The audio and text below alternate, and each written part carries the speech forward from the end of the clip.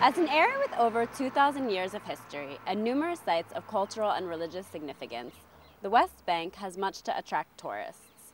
Tourism is now estimated at 13% of Palestinian GDP. But this figure remains low and leaves many in the tourist sector wondering what can be done to improve the industry. Tourism is one of the more important industry for Palestine and Palestinians, but Palestinians are not gaining a lot from this industry, and this is due to the to the monopoly that Israel is imposed on the Palestinian tourism industry.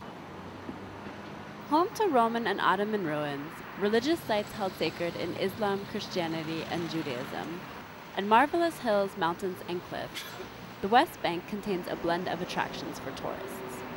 The Ministry of Tourism and Antiquities reported recently that so far in 2012, 1.7 million foreign tourists have visited the Palestinian territories. This number represents a large improvement from the instability of the early 2000s, when tourism to the West Bank had virtually ceased. 10 years back, there was advice everywhere for people not to visit Palestinian areas, but nowadays, people started to come again. Even Israeli travel agencies started to send their groups to Bethlehem, Jericho, Ramallah, and East Jerusalem. The principal site that tourists head for in the West Bank is Bethlehem and the Nativity Church, known as the historic birthplace of Jesus. Such tourists represent part of the traditional pilgrimage market, but many working in the tourism sector agree that the West Bank can and should diversify to appeal to a broader range of tourists. Another big challenge we face is the way these programs are structured. They leave very little time and money being spent in Palestinian areas. Groups are usually shuttled in and shuttled out of Bethlehem. Bethlehem, in many cases, yes, we get 2 million visitors, but the majority of them are day visitors who come for half a day. They visit the beautiful Church of Nativity, maybe Shepherd's Field, and they drive out again, spending very little money in the host communities. Two main problems face the West Bank tourism sector. The West Bank has no independent borders. It has no airports and no ports. Israel controls access to West Bank areas, and many visitors to the West Bank still stay inside Israel, only making day excursions to the West Bank.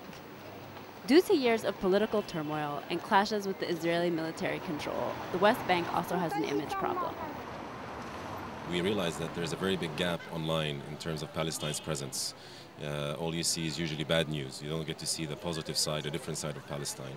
And that's where we decided to actually develop and launch this portal to give people a better idea of what Palestine has to offer.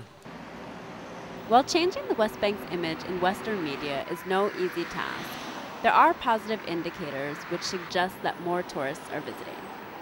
In 2005, there were just 350,000 overnight guests in Palestinian hotels. By 2011, the number of overnight guests had reached 1.5 million.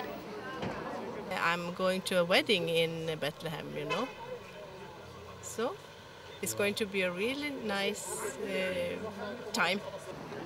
Despite its many compelling destinations, the West Bank is still not an obvious tourist sell. In order to increase tourist revenues, Palestinians have a steep path to climb.